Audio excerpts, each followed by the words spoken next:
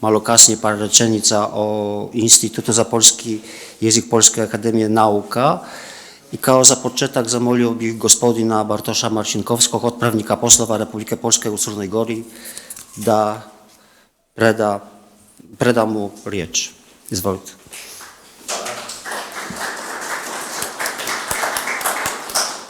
Hvala lijepa, velika mi je čast i zadovoljstvo da sam imam priliku danas,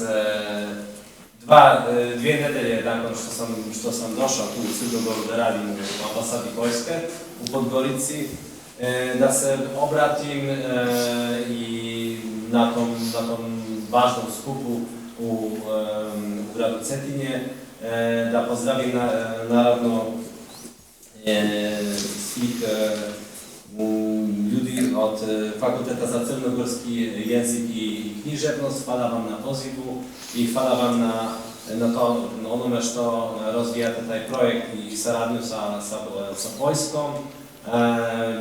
To nama kao ambasadi je jako bitno i želim isto pozdraviti kolege iz Poljske. Dzień dobry wszystkim. Cieszę się, że jesteście panowie w Czarnogórze. Posebno profesora Michała Rzepiele iz Krakowa, iz Instituta za poljski jezik. Samo još možda 2-3 rečenice. Znači, poljska ambasada i Poljska uvijek podržava tu znanstvenu suradnju i uvijek i Centar Fakultet za književnost može računati na podršku ambasade u svim u okviru sve saradnje sa Poljskom i sa poljskim institucijama. Dakle, drago mi je da nas tu čestitam na ugovoru koji je bio danas potpisan i drago mi je što u velikom broju došli su gosti iz Poljske na taj današnji skup. Znači, samo ono što želim naglasiti da mislim da u Crnoj Gori nažalost ne može da se uči poljski jezik na univerzitetu, ali meni je želja kao možda sam za nekih možda par godina da i postane fakultet za možda poljski jezik i književnost u Crnoj Gori. To bi bilo jako bitno. Znam da interes za Poljsku i za učenje poljskog jezika u Crnoj Gori svake godine raste. Znači, ja to vidim i u ambasadi kad dolaze studente za vizu koji idu u Poljsku da studiraju na poljskim univerzitetima. Dakle, mislim da Poljska isto zbog našeg mjesta u Europi, zbog značenja isto Poljske i zbog našeg poljskog ekonomskog uspjeha, mislim da Poljska može biti sve interesantnija zemlja za istraživanje i za ljudi i studente i profesore u Crnoj Gori. Dakle, toliko od mene. Hvala još jednom na organizaciji tog skupa. Gospodine, vama za odličnu komunikaciju i sa ambasadom. Nadam se da će taj projekt za suradnja se razvijati u idućim godinama. Dakle, još jednom zahvaljujem na pozivu. Sve najbolje želim odlične razgovore tijekom tog skupa. Hvala. Hvala vama. Institut za poljski jezik Poljske akademije nauka osnovan je 1. oktobra 1973. godine. Od samog početka njegovo glavno sjedište je Krakov. Institut je okupio istraživače poloniste koji su se bavili dijalektologijom, onomastikom, historijom i deskriptivnom gramatikom poljskog jezika, novim poljskim vokabularom i drugim jezičkim pojavama vezanim za razvoj savremenog poljskog jezika. Osoblje novoosnovanog instituta u velikoj mjeri je poticalo iz već postojećih lingvističkih jedinica akademije, znači Krakovskog odjeljenja za poljski jezik, Varšavskog odjeljenja za lingvistiku i Poznanske radionice za primijenjenu lingvistiku. Institut sprovodi naučne aktivnosti usmjerene na opis i dokumentaciju poljskog jezika, kako savremenog, tako i istorijskog. Glavni zadatak instituta je stvaranje naučnih rječnika poljskog jezika, među njima su istorijski rječnici koji opisuju jezik iz staropoljskog i novopoljskog doba, kao i rječnici savremenog poljskog, uključujući i opsežan veliki rječnik poljskog jezika, dostupan isključivo u elektronskoj verziji. Institut se bavi ne samo standardnim poljskim, već i njegovim različitim varijantama, uključujući dijalekte koji se sistematski opisuju u rječniku poljskih dijalekata. Također stvara i nekoliko rječnika vlastitih imena. Od svog osnivanja Institut sprovodi istraživanja u oblasti poljske i opšte lingvistike, a njegovi predstavnici učestvuju u radu komisija koje se bave politikom standardizacije jezika. Pored istraživanja maternjeg jezika, Institut radi na rječniku srednjovjekovnog latinskog jezika u Poljskoj i sprovodi radove iz oblasti lingvističke geografije, doprinoseći međunarodnim projektima kao što su opšteslovenski jezički atlas i atlas jezika Europe. Institut sve intenzivnije koristi metode digitalne humanističke nauke, uključujući kvantitativnu lingvistiku u projektima stilometrije i korpusologije. Od ove godine rukovodilac instituta je profesor Michał Rzepiela, filolog, lingvista i medijevista. Istovremeno je on šef radionice za srednjovjekovni latinski jezik i od 2005. urednik rječnika srednjovjekovnog latinskog jezika u Poljskoj. Profesor objavio je niz radova, uključujući studije baš o tom rječniku, a također o pravnoj frazeologiji u srednjovjekovnim tekstovima i ulozi frazeologije u hronici Jana Długoša. Bawi se i prevođenjem. Profesore, predajem wam riječ. Panie profesorze, oddaję panu głos. Dziękuję bardzo. I will talk today in English, but first I'd like to thank the organizer in Montenegrin. Sorry for my pronunciation. Velika mi je čast da predstavim aktivnosti svoje institucije Instituta za poljski jezik Poljske akademije nauka tokom 5 filoloških dana koje organizuje Fakultet za crnogorski jezik i književnost. Želio bih iskreno da se zahvalim organizatorima, posebno profesoru Novici Vujoviću na ovoj prilici i na ljubaznom pozivu. Sama činjenica da se ova konferencija održava po 5. put zaredom govori dovoljno. Sa sigurnošću se može reći da je filološka zajednica kako u regionu, tako i van granica Crne Gore i Balkanskog poluostrova sve više prepoznaje ovaj događaj kao važnu platformu za međunarodnu akademsku razmjenu. Također bih želio da dodam da, iako se Institut za poljski jezik primarno bavi lingvistikom, u posljednje vrijeme se intenzivno razvija interdisciplinarno istraživanje, naročito između lingvistike i književnosti. Veliki dio tih istraživanja značajno je podržan primjenom novih tehnologija u humanističkim naukama. To je važno iskustvo koje naš institut trenutno nosi. Na kraju, želio bih da izrazim zadovoljstvo zbog sporazuma koji su potpisale naše dvije institucije. Uvjeren sam da će on značajno doprinijeti jačanju međusobne saradnje. Hvala.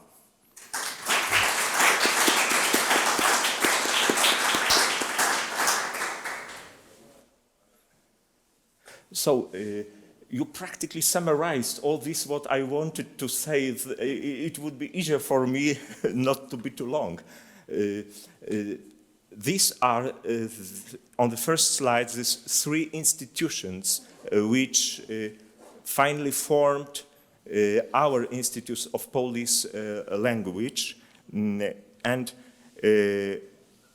when we're discussing the Institute's origins, it is important to mention Professor Stanisław Urbańczyk, later the first director of the Institute, who advocated for creation of the new institution while still serving as deputy director of the Institute of Literary Research.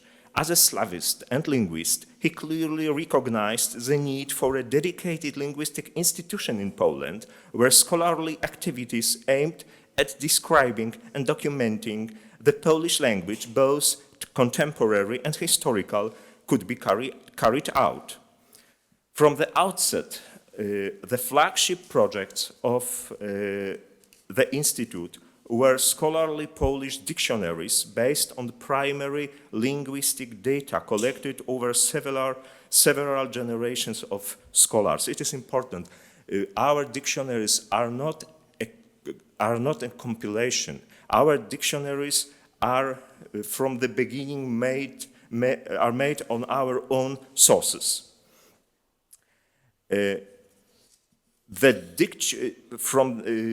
However, due to its specific research and organizational profile, which prioritize large-scale lexicographic projects, our institute has, since its inception, faced significant dilemmas and challenges.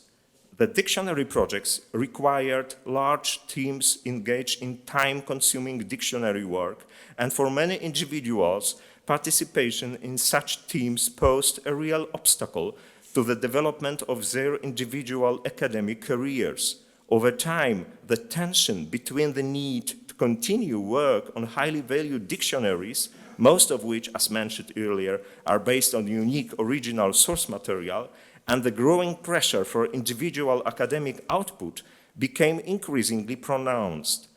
This was largely due to evolving evaluation criteria introduced by successive ministries, which gradually came to prioritize publication metrics above all else. To make matters worse, in successive evaluations, collective lexicographic works, regardless of their scholarly value, were consistently undervalued. An important new factor compared to the first 2 decades of our Institute's activity was the introduction of a new path for research funding in the form of competitive grant programs. Beginning especially in the second half of the 1990s, the shift introduced significant pressure to continuously apply for new projects. It must be strongly emphasized, however, that the Institute has managed and continues to manage these challenges very effectively, both in terms of academic publishing and grant acquisition. The Institute has consistently received the highest category rating in linguistics in every ministerial evaluation, including the most recent in 2022. Nevertheless, standard grant policies, which tend to prioritize short-term projects, have at times created difficulties for our dictionary projects funded through such programs. For example, while the first volume of a given dictionary might receive funding under one grant program, the second volume may be rejected in the next edition of the same program. Such paradoxical, or not to say absurd, situation reveal how the projects that require greater time investment and which were considered standard practice a few decades ago no longer fit within the framework of contemporary scientific policy, which I believe dominates today almost everywhere in the world. When discussing contemporary trends in scientific research, it is important to emphasize that the Institute of the Polish Language quickly found its place within the rapidly developing field of digital humanities. Thanks in part to making its dictionary resources available in electronic form. There is a certain paradox in the fact that lexicographic works, which until recently were considered a burden in terms of academic evaluation, now constitute a significant part of the Institute's digital resources. As a result, they have significantly strengthened its position among institutions active in the field of digital humanities and have contributed to its growing visibility among Internet users. The Institute's involvement in digital humanities is not limited to dictionaries. It also includes a few corpora, as well as corpus-based studies and other research initiatives in the domain of quantitative linguistics. About them later. Let us look at dictionaries that are being developed in electronic form. Among them, the most ambitious project is the Great Dictionary of Polish of the Polish Academy of Sciences, which is freely accessible online. It documents both literary and colloquial Polish. As a descriptive dictionary, it reflects the language as it is commonly used, including vocabulary and multi-word units currently in circulation. It offers a more detailed account of words collocation than previous Polish dictionaries, as well as fairly precise grammatical information. Its semantic definitions are written in a relatively simple and accessible language, and it is also intended for non-academic users. The editor-in-chief of the dictionary and head of the laboratory which prepares it is Professor Piotr Żmigrodzki. It is worth noting that in 2023, the Committee of Linguistics of the Polish Academy of Sciences awarded the dictionary team its annual prize in the category of achievement in the development of linguistic resources or tools. Since 2004, the electronic dictionary of Polish from the 70s and 18th centuries has been developed at the Laboratory for the History of the Polish Language of the 17th and 18th centuries. It is a continuation and expansion of the printed dictionary, and although the electronic dictionary is based on material collected for the print version, its concept, structure, editorial principles, and even chronological scope differ sufficiently to be considered an independent project. It is important to emphasize that the same laboratory team, in collaboration with the Linguistic Engineering Group at the Institute of Computer Science of the Polish Academy of Sciences, has also developed the electronic corpus of Polish text from the 17th and 18th centuries, known by the acronym CORBA, Corpus Barokowy. The corpus comprises nearly 13 million segments and provides text in both transcription and transliteration formats. From methodological perspective, it is significant to underline that the corpus, which is still being expanded, is integrated with dictionary and may therefore be used to enrich its source material. On the same principle is based also this dictionary of contemporary Polish, to link corpus with dictionary, to provide the material for corpus from the dictionary, for the dictionary from the corpus. As said before, the Institute of the Polish Language is also home to the Medieval Latin Research Unit, which is responsible for compiling the Dictionary of Medieval Latin in Poland. The dictionary is under the honorary patronage of the Union Académique Internationale, which in 1920 issued a call to undertake the creation of regional dictionaries of medieval Latin across Europe. In fact, it is one of several such dictionaries of local medieval Latin currently being compiled throughout Europe. As long as I remember, it was the dictionary of Media Latinitatis Yugoslaviae, so it was called made in 60s and 70s by Kostręcic. Is the same inspiration, the same stimulation as a response to this initiative of l'Union Académique Internationale.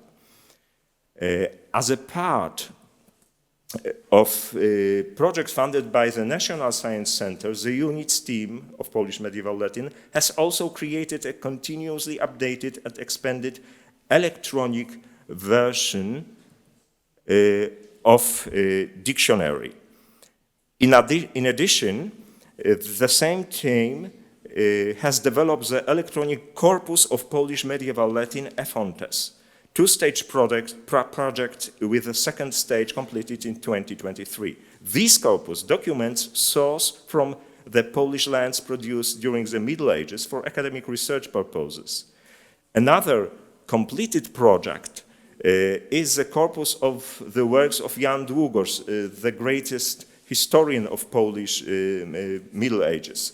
Although it covers the works of a single author, whose literary legacy is nonetheless extensive, the corpus itself is substantial, comprising around 1 million text segments. In contrast, the general corpus of Polish medieval Latin will ultimately contain around 15 million segments. All the corpora are linguistically annotated, allowing users to perform highly tailored searches to meet specific research needs. In the future, these corpora, especially the general corpus, will be integrated with the electronic version of the dictionary. Turning now to the historical Polish dictionaries developed at the Institute, the Old Polish Language Laboratory is currently working on supplements to the Old Polish Dictionary. The dictionary itself, which contains the earliest Polish vocabulary used between 13th and 15th centuries, was completed several decades ago. At present, it is available only in printed version. The supplements include earlier attestations of already documented entries, as well as phonetic variants, meanings, and grammatical forms not recorded in the main dictionary. In 2020, under the direction of Bożena Sierecka-Baziur, the conceptual dictionary of Old Polish was published in electronic form. It was developed as part of the project funded by the National Science Center. The material in this dictionary is organized according to onomasiological principles and is freely available online.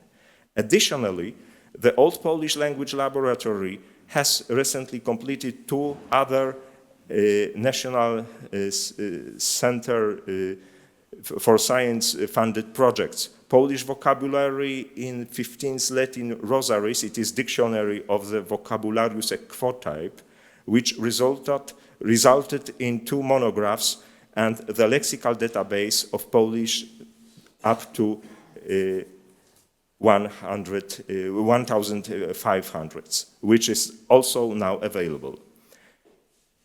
An important part of the Institute's lexicographical work involves dialect dictionaries. The largest among them, the Dictionary of Polish Dialects, Słownik Gwar Polskich, is a monumental work that synthesizes Polish dialectal vocabulary covering dialects from various regions of Poland, both contemporary and partly historical. The dictionary is based on excerpts compiled in the 19th and 20th centuries, and its vast source material collected from nearly 2,000 localities has been gathered over the course of 8 decades. This dictionary is being developed by the Polish Dialectology Unit in Krakow. This unit is also involved in collaborative efforts to compile smaller dictionaries, including the small dictionary of Polish dialects. Meanwhile, the Warsaw branch is working on the dictionary of the dialects of Ostruda, Warmia, and Mazur. These are the northeastern parts of Poland. What makes this dictionary unique, among other things, it is use of material from extensive fieldwork conducted in the 1950s, capturing a version of the Polish language that can no longer be reconstructed today due to the post-World were the second, migration of the autochthonous population. The dictionary also responds to the growing interest in local dialects among communities that, on their own initiative, are actively promoting them, particularly through social media platforms. Recently, the team led by Helena Grochola-Szczepanek developed a modern dialect corpus containing both spoken language recordings and transcriptions from the Spiš region located along the border between Poland and Slovakia. This is our first corpus containing data related to dialectological resources. In turn, the Eastern Borderlands Polish Research Unit has as a core mission to document source materials of the Polish language as used in the former Eastern borderlands of the country, so-called in Polish Kresy, regions that are now part of Ukraine, Belarus, and Lithuania. These materials are collected in both spoken audio recordings and written forms. The unit maintains a unique sound archive, and its members have published numerous monographs. Among the other, issued as a result of the project, The Polish Language in the Press and Other Written Sources on the Onset of the Sovietization of Ukraine. A significant aspect of the unit's activity is its collaboration with academic representatives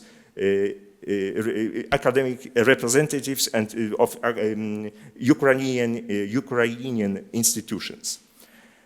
Representatives of our institute from the Etymology and Geolinguistic Research Unit participate in two international initiatives aimed at developing major linguist atlases, the General Slavic Linguistic Atlas, OLA, and the Atlas of the Languages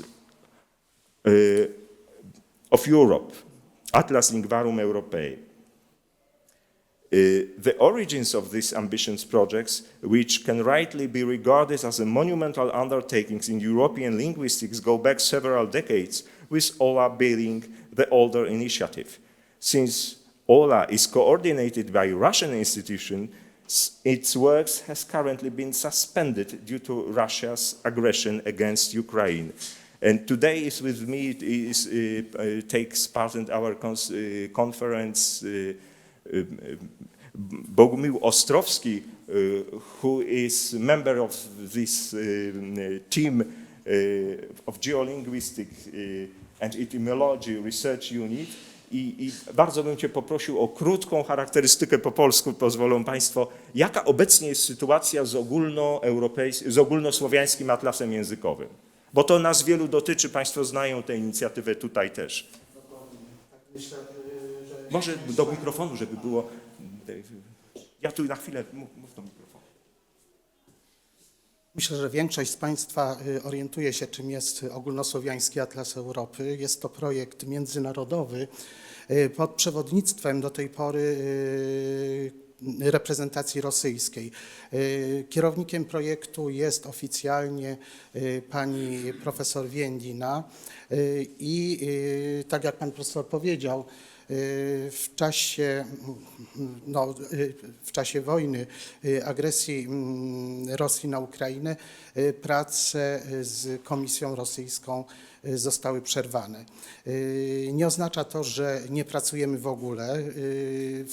Polska Komisja w tym momencie współpracuje między innymi ze Słowenią, bo to Słowenia z kolei przewodniczy gromadzeniu materiałów do słownika, więc wszystkie te materiały z kartoteki słownika, które zostały wcześniej zdigitalizowane, w tym momencie są przepisywane i przekazywane Komisji Słoweńskiej. W ostatnim czasie wiem, że powstała inicjatywa zmiany kierownictwa nad Atlasem. Nie chciałbym za dużo o tym mówić jeszcze, bo to są na razie takie wstępne, organizacyjne rozmowy. Inicjatywę podjęła pani profesor Dorota Rębiszewska z Uniwersytetu Slawistyki w Warszawie. i wiem, że stara się nad tym, aby przywrócić coroczne spotkania wszystkich członków komisji. Bo tradycją Atlasu były takie właśnie doroczne spotkania, na których prezentowaliśmy osiągnięcia całoroczne. Ostatnie takie spotkanie odbyło się właśnie w Krakowie, później nastąpił czas pandemii, spotkaliśmy się online, wszystkie komisje jeszcze wówczas pracowały, ale no, wydarzenia wojenne te prace na razie wstrzymały. Mogę jeszcze tylko jedno zdanie dodać, że polska komisja w tym momencie jeszcze podjęła się opracowania materiału do tomu Czasownik, bo Państwo pewnie orientujecie się, że te tomy wychodzą w różnych seriach fonetycznej, morfologicznej, słowotwórczej i generalnie rzecz biorąc koledzy zaczynają pracę nad tym tomem. To chyba tyle. Dziękuję Ci bardzo. Thank you very much for this clarification. And let's go on. And what distinguishes our institute from other linguistic research centers in Poland is certainly its onomastics unit, where extensive research is conducted in both anthroponymy and toponymy. These onomastic research units, both past and present, have been responsible for producing the largest nationwide collections of names in Poland. Currently, 3 major dictionaries are being compiled.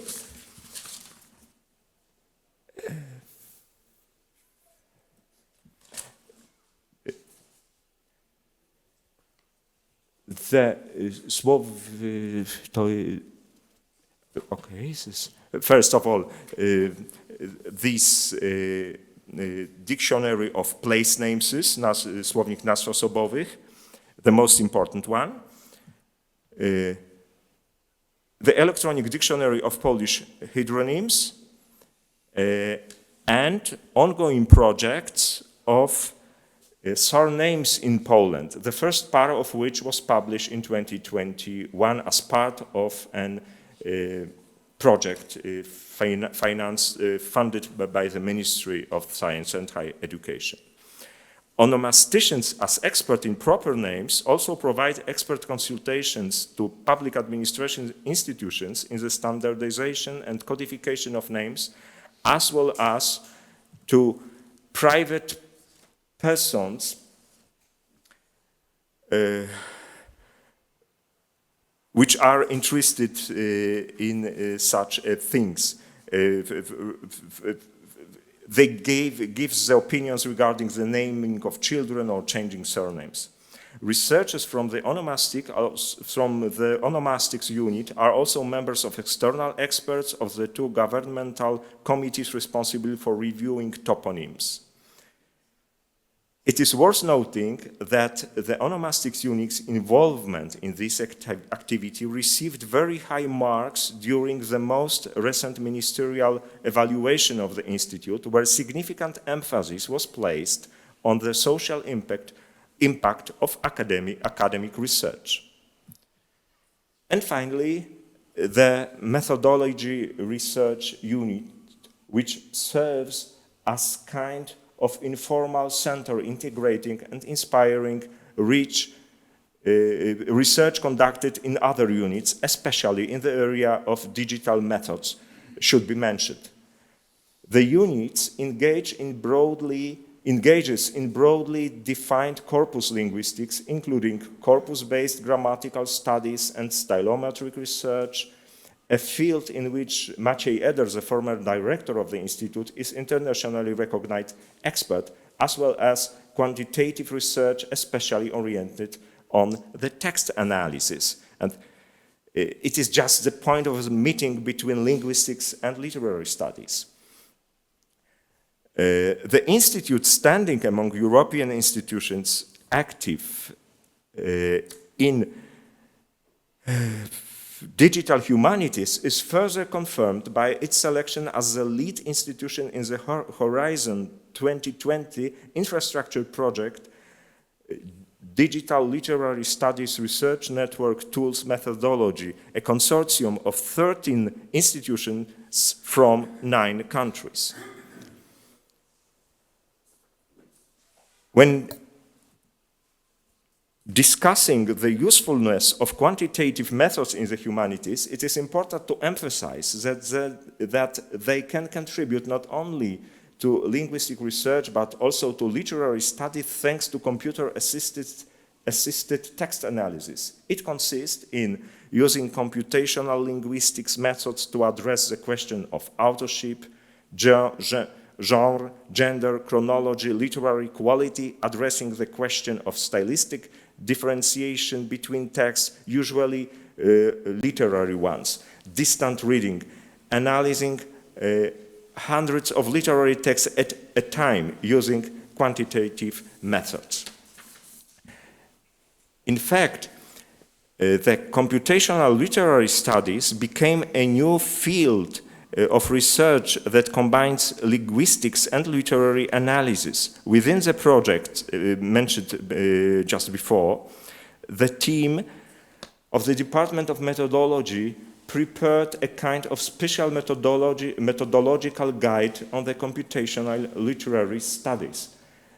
This graph, this slide can be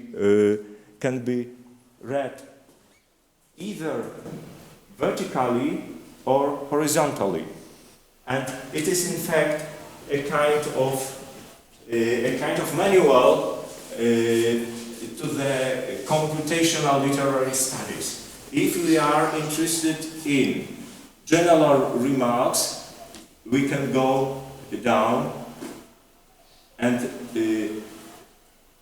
this is not very clear. For example, introduction in preparing and annotation, introduction to corpora analysis, introduction in evaluation, and so on. But it is also possible to read in this way horizontally, in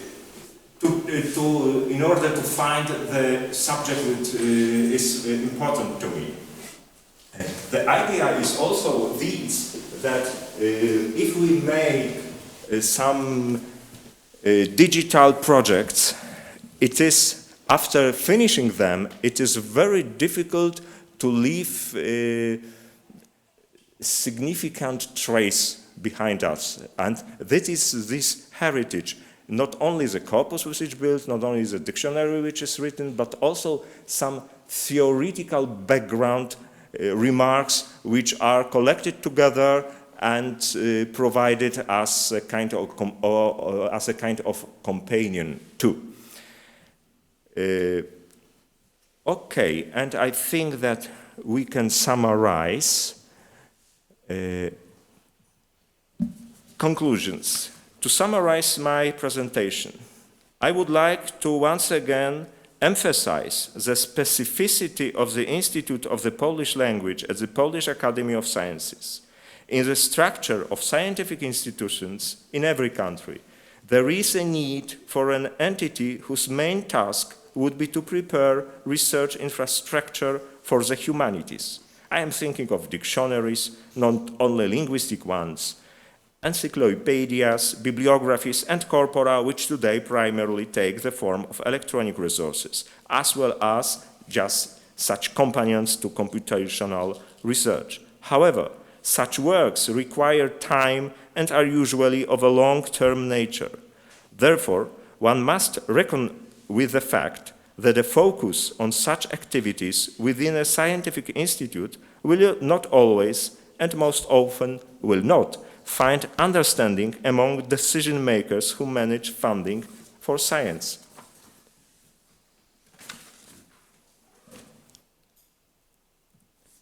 The structure of our institute and similar institutes in other European countries within their national academies of sciences essentially reflects the research approach typical for the early 20th century.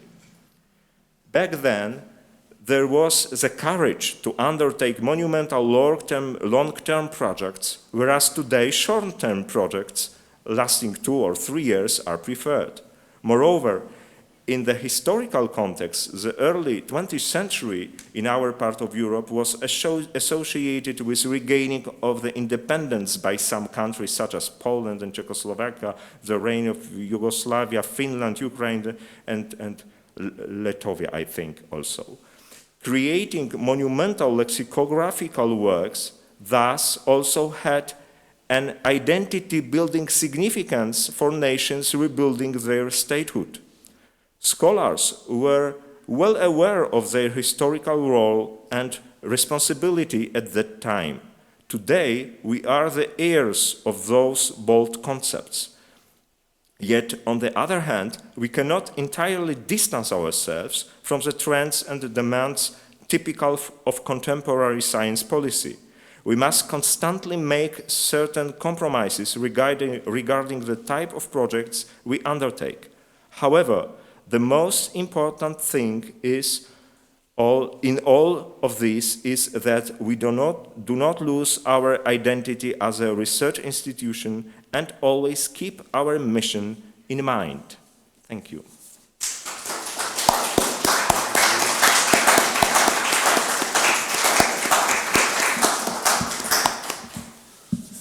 Profesore, najlepša vam hvala na iscrpnom predstavljanju informacija o radu vašeg instituta.